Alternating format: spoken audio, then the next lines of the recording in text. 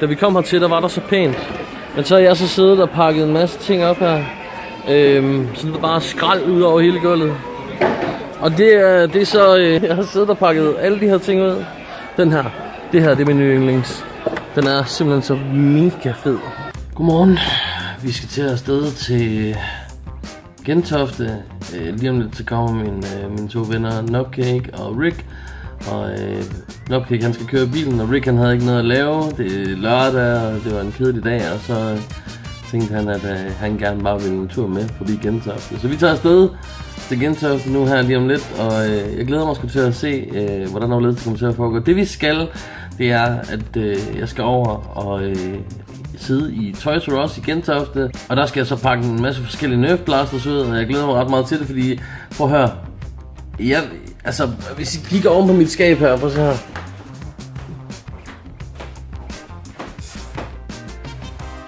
Jeg ved ikke, vi kan se det ordentligt, men der ligger en masse Nerf blasters heroppe. Og jeg kan godt lide Nerf blasters, jeg synes de er sjove. Og folk siger, Brian, du er 35 år gammel, flop det fucking af, du skal ikke lege med Nerf blasters, du skal ikke lege med legetøj. Prøv at høre, styrer jeg selv, ikke også? Vi skal til afsted nu. Jeg ved ikke, hvor meget jeg får filmet. Jeg håber på at få filmet en hel masse. Men ellers så ved jeg, at Aske fra Gonzo, han også er der. Og han har også et kamera med, så han sørger også for at filme lidt undervejs. Og så, så laver jeg tror, jeg laver noget speak ind over selve videoen. Og så, håber I kan lide videoen. Hvis I kan, så stik den lige et thumbs up.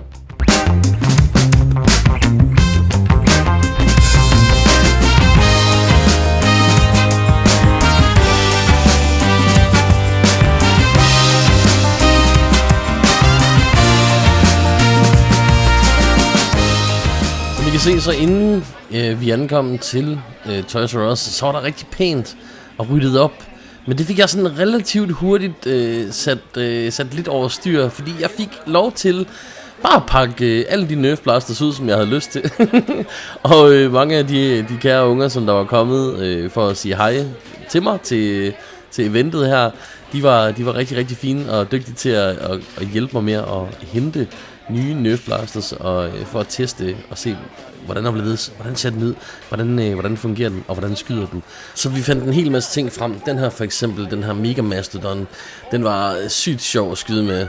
Der var automatisk, og hele det der med, at den kører på en rulle. Jeg synes bare, det ser så fedt ud, og den følelse af at stå og flække med den, det var fantastisk. Vi skrev nogle autografer til eventet, og der blev taget billeder, og alt muligt. Det var skide hyggeligt faktisk, og jeg vil rigtig, rigtig gerne lave sådan noget her igen. Ja, som sagt, der blev taget en masse billeder, og den flotte fyr, der sidder i baggrunden med Toys R Us jakken på, han havde en overraskelse til mig. Elite Hyperfiren her, den var altså sygt sjov, fordi den bare skød rigtig, rigtig meget afsted lynhurtigt. De havde lavet sådan nogle flotte bannere til os, Gonzo-kontoret havde lavet nogle flotte bannere til os, som vi kunne få op.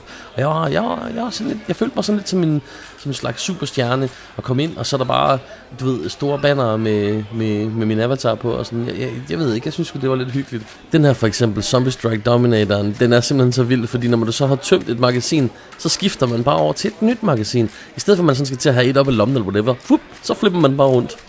Jeg ved ikke, jeg synes altså, at Nerf, de er super kreative og laver nogle sjove ting. Vi prøver se, om vi kan ramme et eller andet her med den her.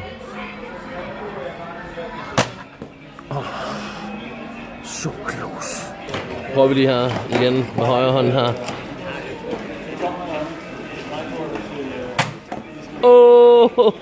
Hvad så? Det kunne være fedt nok at lave sådan. Ja. Altså, det skal være sådan der. Jeg skal have sådan et brystmount, så jeg kan lave mit eget computerspil. Jeg vil have den her. Det vil jeg. Og jeg vil have 2 af dem. Eller jeg vil faktisk gerne have 20 af dem. Og så skal de være automatiske, og så skal de sådan sidde spændt fast på ryggen af mig, sådan at jeg bare lige kan hive dem frem, og så når jeg har tømt den, så kan jeg bare smide den, så hive den lige frem. Nopcake, han har lige lavet den her. Jeg skal prøve at flække et eller andet, så skyder et eller andet godt derude.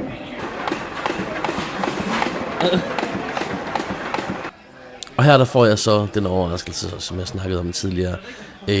Medarbejderen i Toys R Us, han giver mig simpelthen den her Nerf Rough Cut blasteren. Den er så fed. Problemet var, at jeg var kommet til at åbne en for meget. Der var allerede en åben, så han var sådan helt... vi har allerede en i butikken, Brian, vi behøver ikke 2, så den her må du godt tage med hjem. Og jeg var så sådan lidt, jamen skal vi så ikke bare åbne en til? Det synes han dog ikke var en lige så god idé, som jeg synes, men hey, det var et forsøg værd, ikke? Alt i alt så er det et skide hyggeligt event. Det var en meget, meget lang tur, og både Nopcake, Rick og jeg, vi var alle sammen virkelig, virkelig trætte, da vi endelig var hjemme igen i lille Jylland. Okay, de her gutter her. Gutter, er I klar til at unleash hell? Ja. Okay, så lad helvede regne ned. Bare fyr den af.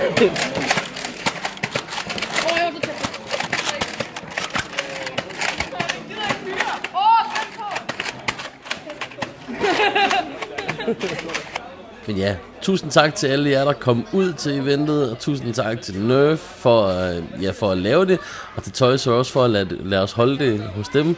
Og ja, jeg kunne super godt tænke mig at prøve at gøre sådan noget her igen, og ja, hvis I kunne lide videoen, og hvis I godt kunne tænke jer noget lignende igen, så stik videoen et thumbs up.